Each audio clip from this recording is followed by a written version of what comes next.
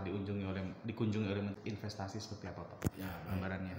Terima kasih. Jadi setelah kedatangan Pak Menteri Investasi dan BKPM, itu ada beberapa langkah yang kita lakukan, yaitu rapat bersama. Kami rapat online dengan tim dari BKPM.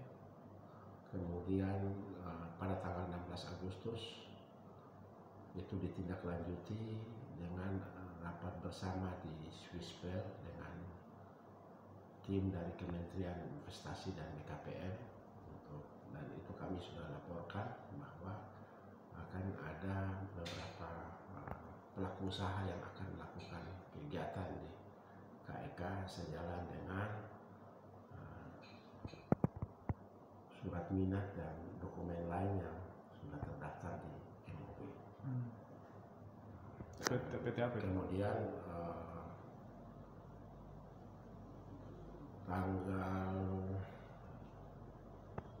21 Agustus kemarin kami rapat lagi dengan Kementerian Perhubungan bagian Dirjen Transportasi, itu terkait dengan kepelabuhanan dengan konsultan untuk melihat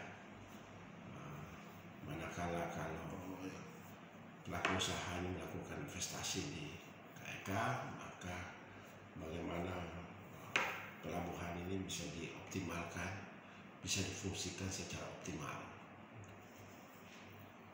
Dan tanggal 23 besok rapat ditindaklanjuti di Kementerian Investasi dan BKPM dengan selain pihak-pihak yang terlibat, termasuk juga dengan salah satu pelaku usaha yang akan melakukan investasi di KEK Sorong, yaitu Sorong Ignite Eco Park. Semua difasilitasi dari pihak Kementerian BKPM, Kementerian Investasi dan BKPM. Ya, itu karena Pak Menteri melakukan kunjungan ke KEK, maka beliau berupaya untuk bahwa KEK ini harus jalan, KEK ini harus berkembang dengan baik. Kita menyadari bahwa sebenarnya berpotensi, tapi potensi ini kan harus dibuka, harus digarap, baru itu dia berpotensi. Kalau belum digarap, saya pikir itu belum punya nilai ekonomi. Apakah ada kendala yang dihadapi dari MOW sendiri dalam rangkaian upaya untuk memajukan ataupun mengembangkan KEK Sorong? Ya, sebenarnya banyak variabel yang ikut mempengaruhi bahwa berkembangnya satu kawasan ekonomi khusus. Satu, secara geografis, bahwa potensi sumber daya alam, baik itu energi maupun bahan baku, itu tersedia secara geografis, sehingga kalau ini variabel yang mendukung. Tapi kalau kita berbicara energi, ini karena smelter yang akan dibangun ini adalah sistem eco park, berarti variabel lingkungannya betul-betul dijaga. Dia zero waste, artinya bahwa hasil atau produk yang dihasilkan itu tidak boleh menimbulkan dampak lingkungan negatif. Oleh karena itu, energi yang kita gunakan adalah energi berbahan bakar yang tidak menimbulkan risiko lingkungan. Maka ini terkait dengan pelaku usaha yang lain, walaupun dia bukan berada di dalam kawasan, tetapi dia punya wilayah kerja itu ada di Kabupaten Sorong, seperti K3S Petrogas yang sekarang ini sudah melakukan penandatanganan Memorandum of Understanding antara K3S tadi, Petrogas, Pertamina Hulu Energi, dan pelaku usaha Sorong Ignite Eco Park. Ini sudah ditandatangani, dan karena memorandum ini sudah ditandatangani, maka pihak-pihak yang penyedia energi ini sudah mulai melakukan aktivitas untuk kebutuhan energi yang akan disuplai ke smelter.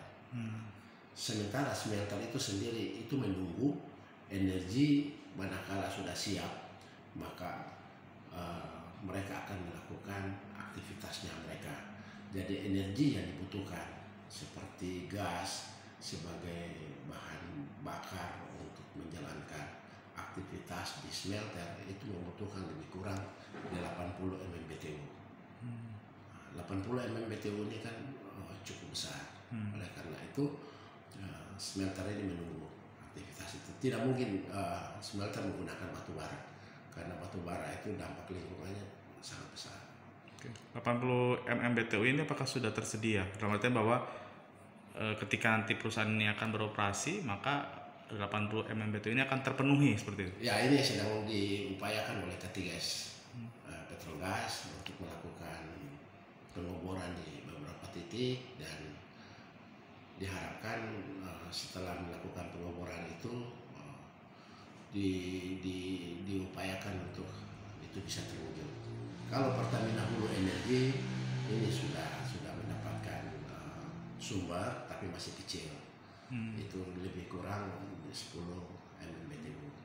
Informasi yang kami dapatkan demikian secara lisan, bahwa 10 MMBTU ini kan relatif masih sangat kecil sekali. Terkait dengan dangkalnya itu menjadi kendala beroperasinya KEK khususnya untuk kegiatan usaha ke pelabuhanan sendiri? Sebenarnya bukan dangkal, tetapi di depan itu ada karang yang tumbuhnya spot-spot, sehingga ini akan mempengaruhi alur putar. Oleh karena itu ini sebenarnya kewenangan daripada Dewan Kawasan untuk membicarakan dengan Kementerian Perhubungan, dan sementara ini lagi dalam tahap pembahasan untuk solusi upaya untuk menyelesaikan bagaimana jalan keluar untuk terumbu karang ini. Apakah mereka akan replanting, dipindahkan, itu setelah dilakukan kajian-kajian sesuai dengan metodologi yang standar metodologinya. Tapi itu berarti terumbu karang hidup itu apa ya? Terumbu karang, informasi yang saya dapatkan itu terumbu karang ini dari luasan yang ada itu sisa 30%. Artinya bahwa 70% itu sudah mati, tidak tumbuh lagi. Makanya 30% ini untuk menjaga supaya tetap tumbuh itu bisa dipindahkan. Nah, metode replanting ini kan itu tenaga ahli lebih memahami itu.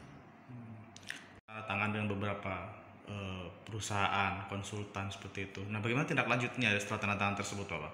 Apakah ada kabar baiknya atau gimana? Kami dengan Sorong Ignite di Eco Park itu berjalan. Artinya bahwa pembangunan smelter itu mereka masih tetap berminat untuk melakukan investasi di KIK Sorong, karena mereka punya produk akhir adalah baterai kelas 1. Sehingga mereka ini menanti energi. Bahkan mereka ini sudah kerjasama juga dengan Medco, yang bahan bakunya untuk energi adalah energi baru yang terbarukan. Dan ini mereka mengambilnya dari Papua, bukan ambil dari daerah di luar Papua. Artinya bahwa mereka berusaha untuk bagaimana produk yang dihasilkan dan energi yang mendorong produk itu adalah energi yang betul-betul ramah lingkungan. Dan setelah penandatanganan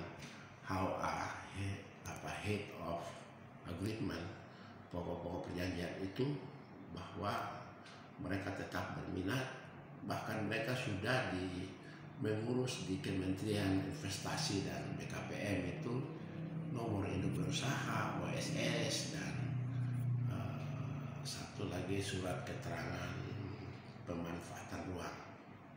Itu mereka sudah buat dokumennya itu. Nah, Kementerian, sehingga dari ini saja mereka sudah betul-betul serius sepanjang energi ini dibutuhkan.